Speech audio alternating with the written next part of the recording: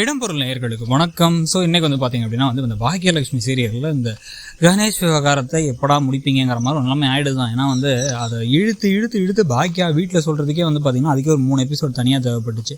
ஒரு முக்கியமான விஷயம் உங்கள் எல்லாருக்கும் சொல்லணும், அதுவும் முக்கியம்தான், இது செழியன் விவகாரம் இல்லை வேற ஒன்று அப்படின்னு இழுத்து பேசி ஒரு முடிவுக்கே வந்துட்டாங்க. வந்து எப்படியோ சொல்லிட்டாங்க. சொன்னதுனாலும் வந்து ஒரு பிரயோஜனமும் இல்லை.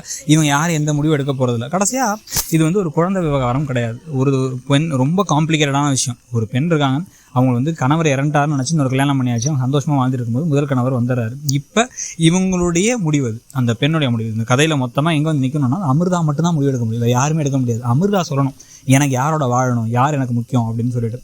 அதில் எமோஷனலாக வந்து பார்த்திங்க அப்படின்னா ஒரு விஷயம் இருக்குது. என்ன அப்படின்னா, நிலாவுடைய அப்பா வந்து கணேஷ் தான். அப்போ அவருக்கு உரிமை இருக்குல்ல அப்படின்னு கேட்கலாம். அப்போ வந்து முறைப்படி வந்து டிவோர்ஸுக்கு அப்ளை பண்ணி இவர் வந்து அந்த ஏன்னா அது சட்டப்படி மாற்றணும் அப்படின்னா இந்த கல்யாணம் செல்லாது, இப்போ எழில் கல்யாணம் தனியாக தெரியாமல் நடந்துருச்சு அப்படின்னு சொல்லிட்டு அப்போ வந்து இந்த இவரை டிவோர்ஸ் பண்ணிவிட்டு இங்கே கல்யாணம் பண்ணிக்கிறதா இல்லையான்னு முடிவு பண்ணணும். இல்லை அப்படின்னா பதட்டத்தில் பயத்தில் அவங்க வந்து இவன் யாருன்னே எனக்கு தெரியாது, இவன் ஃப்ராடுங்க, நான் வந்து எழில் கூட தான் இருப்பேன் அப்படின்னு சொல்ல போகிறாங்களா?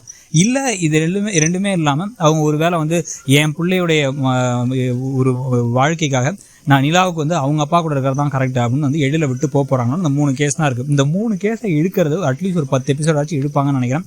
முடிவெடுக்காமல் அழுதுட்டு இருக்கு. அப்புறம் எழில அழுகு. அப்புறம் வந்து பாக்கியாவுக்கு 1 மாசமாக தெரிஞ்சு நீ என்ன செஞ்சேன்னு பாக்கியாவை திட்ட, இந்த கல்யாணத்தை ஏன் நடத்தி வச்சேன்னு ஈஸ்வரி பாக்கியாவை திட்ட, கோபியும் கூட சேர்ந்து தூபம் போடன்னு சொல்லிட்டு கதை இழுத்துட்டே போகுது. ஆனால் நம்மளை பொறுத்த வரைக்கும் அமிர்தா ஒரு கட்டத்துக்கு மேலே என் மனசு முழுக்க எழில் தான் இருக்கார். எழில் தான் என்னுடைய கணவர் மனதளவில். இப்போ அதனால் வந்து அவர் கூட தான் நான் இருக்க போகிறேன். இதுக்கு ஒரு தயவு செஞ்சு என்னை விட்டுருங்க அப்படின்னு கணேஷ்ட சொல்கிறது தான் நடக்கும். இல்லை கணேஷ் ஒரு ஃப்ராடுன்னு காமிச்சு வெளில தெரிஞ்சுட்டாலும் ஓகே, நம்ம முன்னாடியே சொல்லியிருக்கோம். அப்படியே நடந்தாலும் நடக்குமான்னு பார்க்கலாம். உங்களுக்கு என்ன தோணுதுங்கிறத சொல்லுங்கள். தேங்க்யூ. இடம்பொருள் நேயர்கள்.